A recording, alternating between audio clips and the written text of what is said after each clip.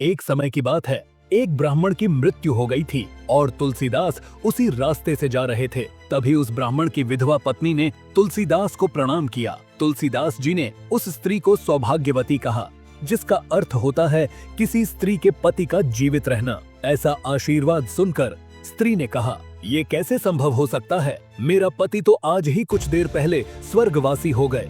आपका आशीर्वाद कैसे सच हो सकता है? तुलसीदास जी ने कहा, जो वचन मेरे मुख से निकल गया वो असत्य कैसे हो सकता है?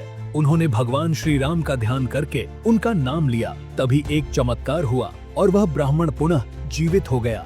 इस घटना की चर्चा चारों तरफ होने लगी और जब मुगल सम्राट अकबर को यह चमत्कार पता चली तो उन्होंने सैनिकों के द्वारा न्योता भेजकर तुलसीदास जी को अपने दरबार में शामिल करना चाहा। लेकिन तुलसीदास जी ने यह कहकर इनकार कर दिया कि मैंने कोई चमत्कार नहीं किया, मैं तो केवल एक राम भक्त हूँ।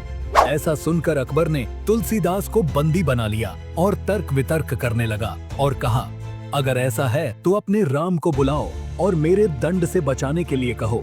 तो तुलसीदास जी ने कहा, इसके लिए श्री राम को क्यों, बल्कि उनके एक भक्त हनुमान जी ही काफी हैं। और उन्होंने फतेहपुर सीकरी के कारागार में ही कई चौपाई लिखने लगे जिसमें हनुमान जी के गुणों का वर्णन करने लगे, जिसे हनुमान चालीसा कहा गया।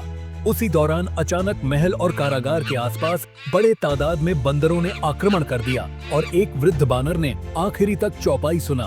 बंदरों के आतंक से परेशान होकर अकबर के मंत्रियों ने सलाह दिया कि संत तुलसीदास को बंदी बनाने की वजह से यह सब हुआ है। फिर अकबर ने तुलसीदास को फौरन रिहा करने का आदेश दिया और उनसे माफी मांगी और तुलसीदास जी को रिहा करते ही बंदरों का आतंक तुरंत ही थम गया और इस तरह हनुमान चालीसा की रचना हुई।